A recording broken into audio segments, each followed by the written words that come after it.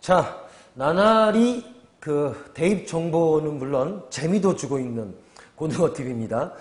또 얘기합니다. 제 머리가 지금 굉장히 정리가 안 됩니다. 그죠? 네. 근데 여러분은 정리를 잘 하셔야 됩니다. 면접 말로 한다고 해서 대충 해갖고는 쉽지 않습니다. 학생부 종합전형의 두 번째 2단계의 관문인 면접이라는 것은 이렇게 문제입니다. 시험입니다.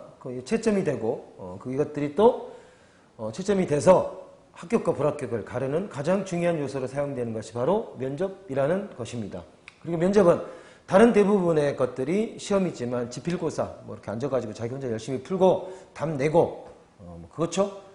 수능도 그렇고 논술도 그렇고요. 다 그런 거죠. 근데 이건 다르죠. 면접은 말로 하는 겁니다. 일단 시험 문제처럼 낸다고 해도 문제를 풀 시간을 준 다음에 그리고 나서는 분명히 면접관 앞에 가서 문제에 대한 답을 말로 설명해야 되는 그런 형태라는 겁니다. 그러니까 기존에 있던 다른 시험과는 굉장히 성격이 다를 수밖에 없다는 겁니다.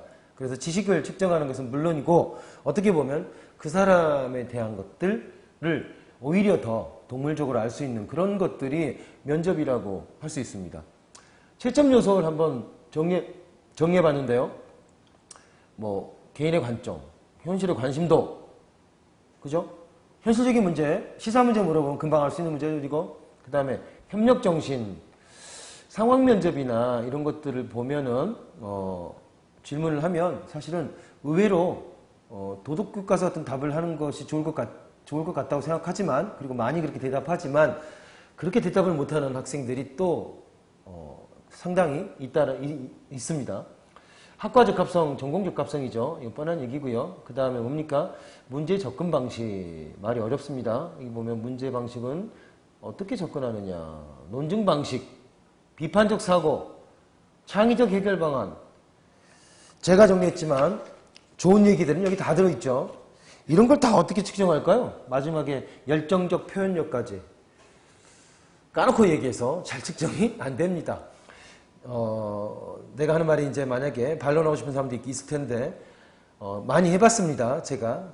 항목을 이렇게 여러 가지를 쫙 정해놓고 선생님들, 면접관을 훈련을 시켰습니다. 그리고 나서 채점표를 줬습니다. 처음에는 한 40가지 정도 하라고 그랬더니 안 되겠더라고요. 줄였습니다. 20개 정도의 항목을 체크해라 라고 했습니다. 그리고 학생들 들어와서 10분 정도, 평균 10분 정도 이렇게 면접을 쭉 해보고 나중에 사실은 학생들을 테스트한 게 아니었고 제가 이 면접관을 테스트를 해본 거였습니다. 문제 이렇게 나중에 체크를 다 하라고 해갖고 나중에 다 해봤습니다. 근데 결국 어떻게 채점하게 되냐면요. 항목들이 있으면 그 항목에 기본 점수가 있다라는 겁니다. 그게 이제 보통 3단계 내지 5단계로 평가하게 되는데 5단계는 너무 복잡합니다. 사실은. 그래서 3단계 정도로 하면 그냥 평범하다 그러면 체크하지 말라고 합니다. 그게 제일 편하죠. 그 다음에 상중하로 나눈 거죠. 그러니까 중은 체크하지 말고 문제가 있는 것만 체크하라고 합니다. 그러면 나중에 점수 계산할 때 어떻게 할까요? 상은 3, 중은 2, 하는 1, 이 정도로 이렇게 배분을 해가지고 점수 계산을 하게 됩니다. 그때 결론이 어떻게 나오는지 압니까? 아무 말도 안 하고 나간 애가 점수가 제일 좋습니다. 왜냐? 체크를 아무것도 안 했으니까 우리말 속담이 틀린 게 아니더라고요. 뭐라고요? 모르면 가만히 있으라고. 그러면 중이나 간다고. 맞더라고요.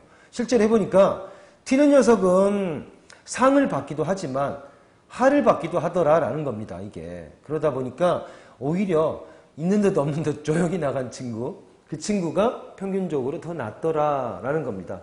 이거는 이제 물론 제가 잘못 운영했을 수도 있죠. 하지만 이런 예가 있었다는 거는 굉장히 중요합니다. 다시 말해서 실제로 면접을 갈 때는 둘 중에 하나를 택해야 된다고 저는 생각합니다. 튀려면 확 튀던가 아니면 국으로 가만히 있거나 차라리 그게 낫다라는 겁니다. 오히려 약점을 드러내는 것보다 드러내지 않고 적당한 수준에서 하는 것이 오히려 더 나을 것도 낫기도 하더라라는 겁니다. 아시겠죠? 물론 반대의 경우도 있죠. 그러니까 내가 이미 1단계에서 하면 간신히 통과한 것 같아. 내가 뭐 좀 보여줘야 돼. 라고 생각을 한다면 좀 오버할 수도 있겠죠. 어쨌든 자 이렇게 정리해봤습니다. 이런 여러 가지가 채점의 요소가 된다라는 거였습니다. 여기다가 좀 더 실전적인 준비들을 해서 여러분들이 반드시 꼭 성공하시기를 바랍니다.